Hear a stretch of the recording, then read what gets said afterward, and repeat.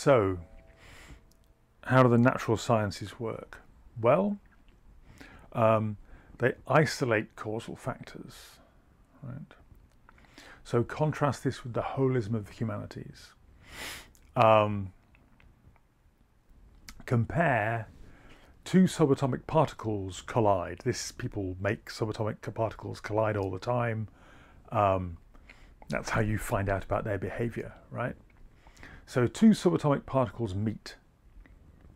It doesn't matter for the purposes of natural science, purposes of physics, whether they're meeting on purpose, that's to say whether they've been fired at each other by the scientists, or whether they're just colliding naturally and spontaneously and they're being observed.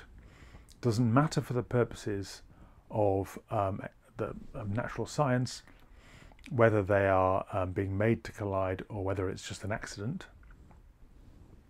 It doesn't matter whether they've collided before. Now, compare this with human relations. Compare this with two people meeting. Whether they're meeting on purpose or not may be important, may be legally important. So if a footballer's agent meets somebody from a football club, one of the scouting staff from a football club that the footballer doesn't work for, if this is an arranged meeting, this may be illegal. But maybe they just happen to meet, maybe they just happen to frequent the same pub, and they know each other because they're in the same business. So whether their meeting is arranged or not may be legally important, and may be important for,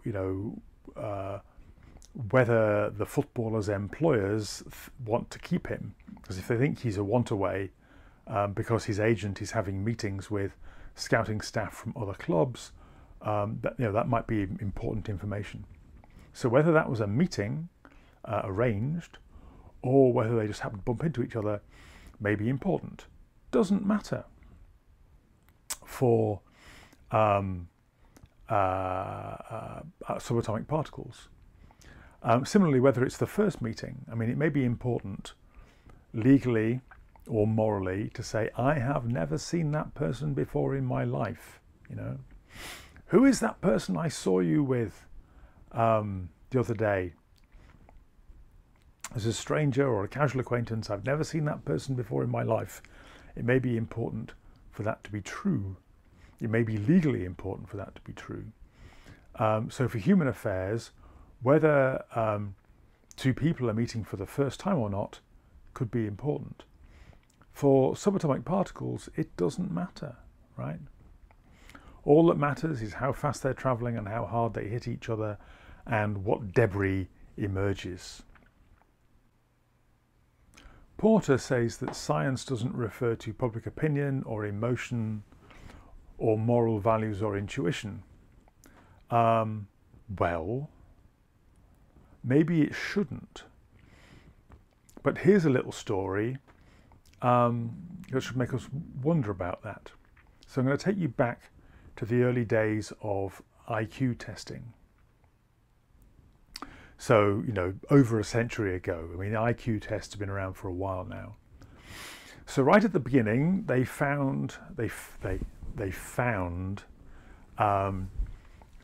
got two results. One is they found that black subjects scored worse than white subjects. They also discovered that women scored better than men. What did they do? Well, you might think that since these were two results coming out of the same tests, they might react to them in the same way. If what Porter says about science is true, then that's what ought to happen, right? Well, of course they didn't, because these tests were being interpreted by intelligence researchers from a century ago, who of course were white and male. So when they got the results that black subjects did on average less well than white subjects, they weren't surprised.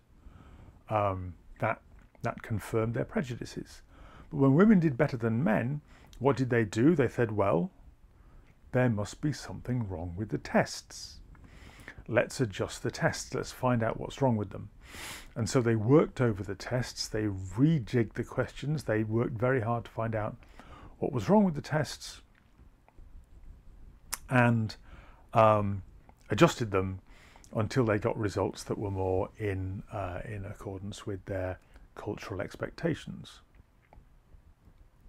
Now, let me emphasize that that's a story from over a century ago. IQ testing has changed a lot since then, which is not to say that it's out of the woods methodologically. There are still people who aren't convinced that there is such a thing as IQ, but nevertheless, the point is, science is conducted by somebody, and sure, it ought to be culturally and ethnically and gender neutral, but that's asking for the moon. The best we can hope for is that if you do it for long enough, we might bend towards that kind of impartiality, but we don't get it for free. We don't have it just because somebody's doing natural science. Okay, that's what I want to say about natural science. So have a little think about any other cases that you know of where the impartiality that Porter talks about isn't obviously in evidence, and I'll talk in a minute about ethics.